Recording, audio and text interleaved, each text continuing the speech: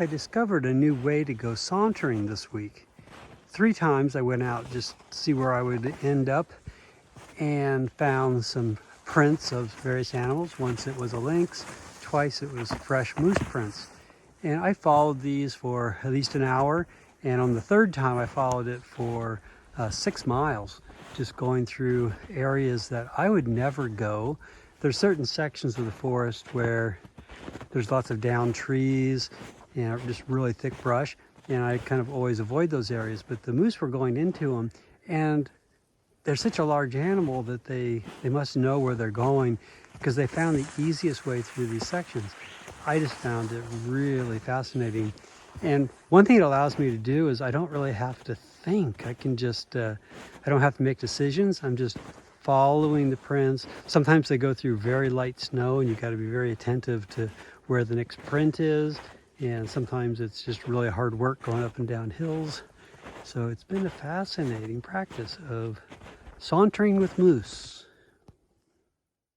I'm 99% sure these are lynx because just of the distance between the pads is not that far.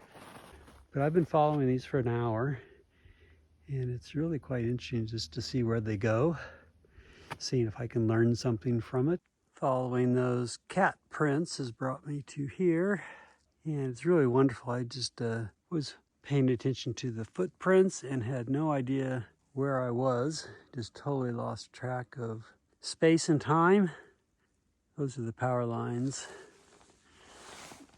right there. That'll get me back to the monastery, so I wasn't worried, but just enter into a timeless realm.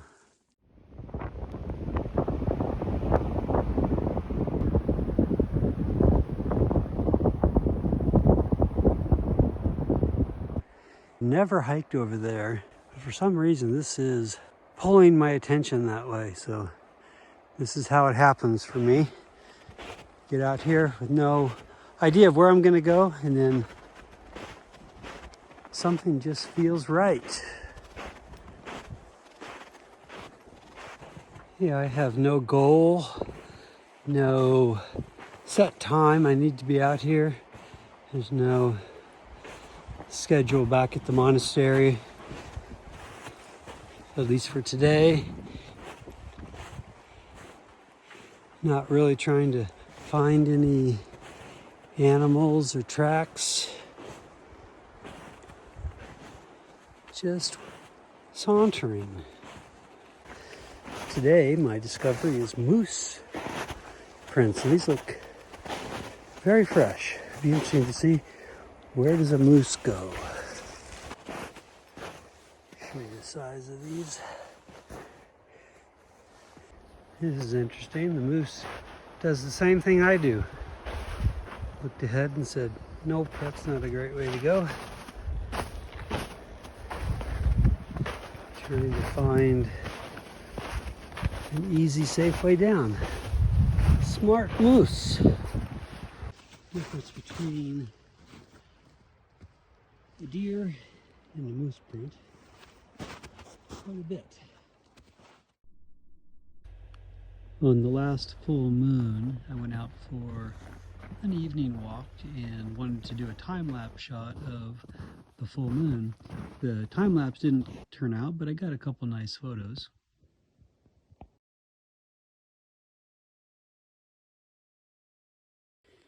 In my last video, I mentioned that I had a mountain lion encounter. That happened about 20 years ago, and Woodsy Lady asked if I would tell the story. Thank you. I was living down in California and on a winter retreat, and I was also planning to, near the end of that, go down to New Orleans and attempting to do a tudong, walking on pilgrimage from the Gulf of Mexico to Thunder Bay, Ontario.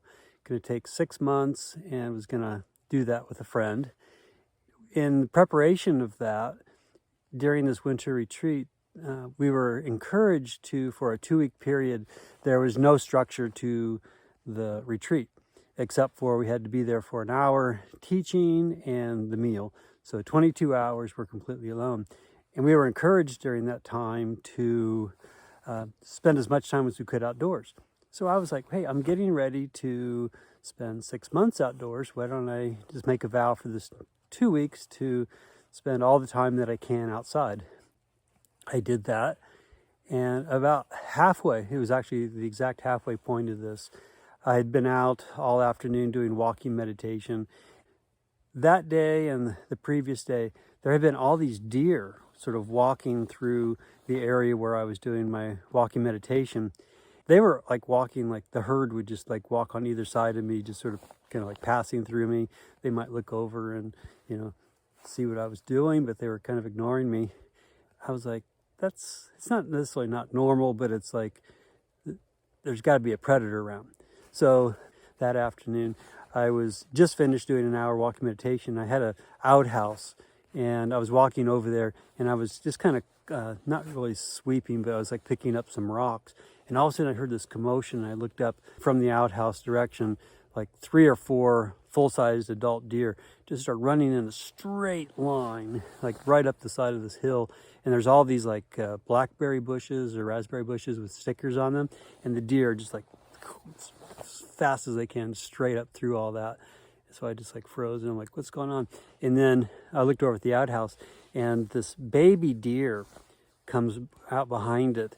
It's banking its body like sort of like on a motorcycle if you're going through a turn. Just as it passes the back of the outhouse, this huge paw comes out.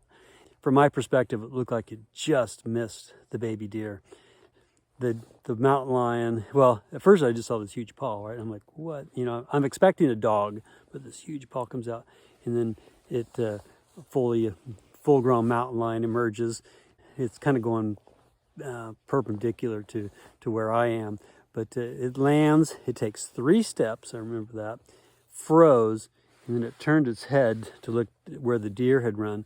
Well, the baby deer had come and stood right behind me. I could have turned around and smacked it, which I wanted to do because it started barking at the mountain lion. And also the deer that had run up the hill, they had stopped and they were barking as well. And then the mountain lion, say it took 3 steps, froze. And then as it turned, their eyes move independently. And so these eyes were sort of like, sort of doing this. And then both of them zoomed in on me. And I was like, every hair of my body like stood up and I was like, run. That was the internal instinct. But I knew if I did that, it might trigger it to attack because that's what they're geared towards is movement. And so I forced myself to freeze. And then the mountain lion dipped its shoulder, turned its head, dipped its shoulder. And just like in the blink of an eye, it vanished. Like I never saw where it went. I never heard it. Even as it was charging through the forest, I heard the deer, but I never heard the mountain lion. And then when it vanished, like I had no idea if I saw which way it was dipping its shoulder, so I assumed it was running away from me, but it just vanished. A couple other observations about the mountain lion was the color of the mountain lion. That was the first thing I noticed was it was the exact same color as the robes that we wear in the Thai forest tradition. Second one was that cat was as big as me. It was probably 160 to 180 pounds. It's kind of hard to know exactly, but it was like it very closely resembled a house cat, but just 15 times larger and very powerful. So a couple other observations. I had made this vow to be out there for another week, sleeping outside where there's a mountain lion. So I bravely went over to my cabin, had an umbrella on the front porch, so I grabbed the umbrella and walked down to this parking lot at this monastery because looking up in the hills to see if I could see it. Never did. And then it was funny because then every night after that, we had these water tanks, like 4 10,000-gallon water tanks, pretty close to where my cabin was. And there was a flat section on top of the water tank. I ended up climbing up there every night and then set up a sleeping bag and we'd just sleep on top of these water tanks. It was actually really beautiful because I think most nights it was quite starry nights. So I'm sitting there and had this beautiful view of the sky and the water actually kept it kind of warm. So that's my mountain lion encounter story. Fortunately, it all worked out well.